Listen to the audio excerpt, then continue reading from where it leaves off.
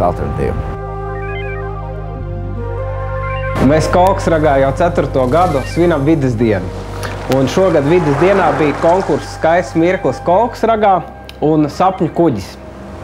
Un šeit es jums varētu parādīt laureātus. Šeit ir unikāls darbs.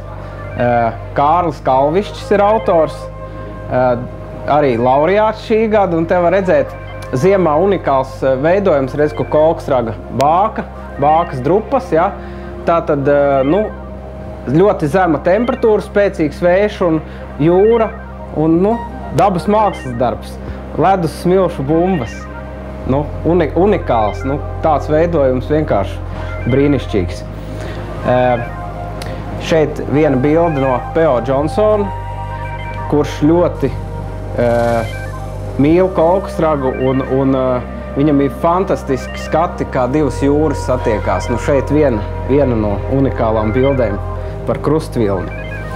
Un tad gribējās parādīt arī bērnu darbus, jo tie arī ir brīnišķīgi. Te, kā bērni savu sapņu kuģi ir attēlojuši. Te var redzēt, kad ir ļoti arī tādas inovatīvas idejas, ka kuģis no 2 galiem un tilts un māja augšā. Šāds fantastisks ir ar rotājumiem. Šis darbs, izslīdēja. Šis darbs ieguva 1. godalgu žūrijas nobalsojumā. Viņš ar savu radošo pieeju likās visiem ļoti interesants, jo šeit ir bāka, tā kā simbolisks raks, saule, viļņi, nu, ko nu katrs saskata, bet, nu, viņš bija tāds, nu, balsojumā ieguva 1. vietu. Te šis būs otrā, šāds darbs arī kuģis, kā tāds arī interesants dabas kā dzīvnieks. Nu, tas šāds vēl, šis brīnišķīgs arī. Nu, kā var redzēt, tad ir dažāda vecuma, ļoti kārtīgs darbs, tāds noformēts. Izvēlēties labākos žūrijai šogad bijis visai grūti, jo tika iesūtīts liels skaits darbu, kas liecinot, ka vides diena kļūst arvien populārāka. Doma ir tāda, ka mēs 2 gadā organizējam talkas. Un tā vides diena ir tā kā, kad mēs pasakām paldies, apbalvojam laureātus, apbalvojam aktīvākos. Ragā te bija sarīkot orientēšanās sacensība, te viņi visi izskrēja klasēm, kur ir veiklākā, labākā klase, izskrēja orientēšanās sacensība. Bija ekoprodukcijas degustācija un arī šādas ļoti interesants darbu izstāde, kuras ir zīmējis vīrs, kuram ir šobrīd 93 gadi. Un viņam iepatikās mūsu albuma Zaļš, balts, zils, un lielākā daļa no tām bildēm ir zīmētas no albuma Zaļš, balts, zils. Un, nu, viņš pats bija klāt vides dienā, Jevgeņijs, un bērniem bija viņš kā iedvesmas avots, kad viņš to mīlestību uz zīmējumu ir iznesis cauri visiem laikiem, visiem gadiem.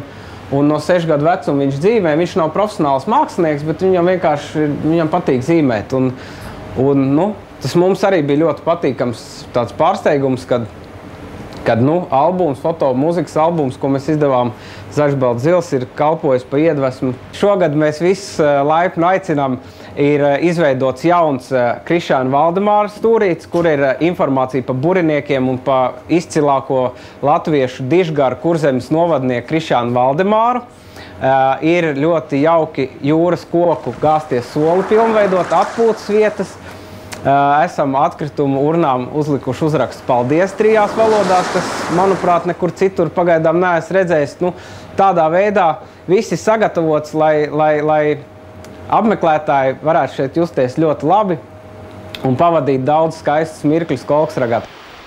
Arī mēs pārliecinājāmies, ka par godu izcilajam vīram, kurzemniekam, Latvijas jūrniecības pamatlicējam Krišjānim Valdemāram Kolksragā ir izveidoti informācijas stendi, kuros atspoguļots arī burinieku būvēšanas buma laiks Latvijas piekrastē. Šeit ir arī citāts, un arī Kolkas bukletā mēs ielikām, kur žurnālā Austrums 1895. gadā viņš min, ka Kolka ir Eiropas līnija krustpunkts.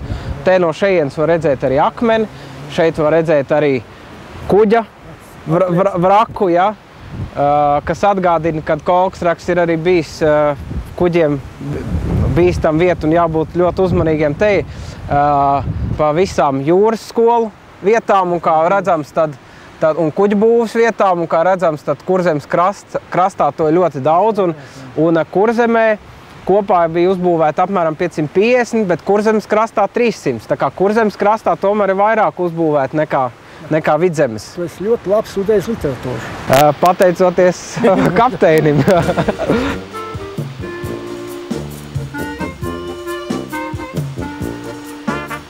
Tā viņš ir palicis tāds atstāts, ka nav novākt. Jā, jo tas ir arī tas risinājums, ka pēc saistībā ar slīteri visiem tiem kokiem ir jāpaliek krastā, tad mēs viņu drusku savadam tādā smukākā skatā un pareizi nopozicionējam. Arī kā solīši. Un uztaisam cilvēkiem, lai arī labi. Vēl par jauninājumiem. Kolkas iedzīvotājs, tālbraucējs kapteinis Visvaldis Feldmanis šovasar ikvienu interesentu ar motorlaivu izvedīs jūrā, apbrauks Kolkas bāku. Pirtsmīļus gaidīs pašā jūras krastā izvietotā mobilā pirts. Kā katru gadu šeit notiks arī tradicionālie zvejnieku un lībiešu svētki, kas allaž pulcē daudzus, jo daudzus. Noteikti aicināt uz viskaistāko vietu pasaulē, kāda vien ir. Uz Ziemeļu Kurzemes līvu krastu Jūrmalu, kur ir gan Šlīteres rezervāts, gan tas meža brīnumaņais spēks un neskartais klājums, kāds tur ir. Gan jūras valdzinājums, gan vistīrākā un visgarākā smilšainā Jūrmala Eiropā.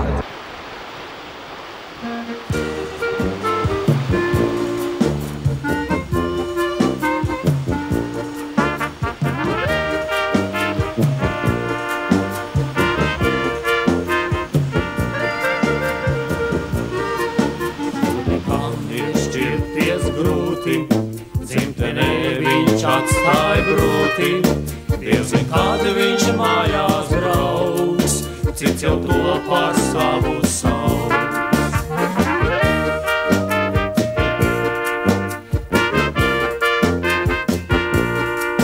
Tādēļ, draugi, kausu tvēram un līdz bībenam to dzeram, ir jūra mūsu darbā lauks, kad mūs vētrā cīņā sauc.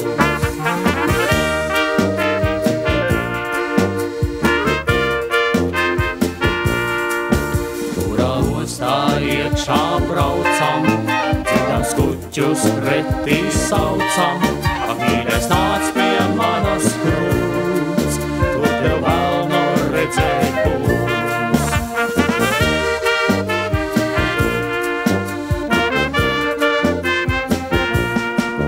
Šodien pēpēt, kur gan rītu, mūsu kuģi vētras dzird.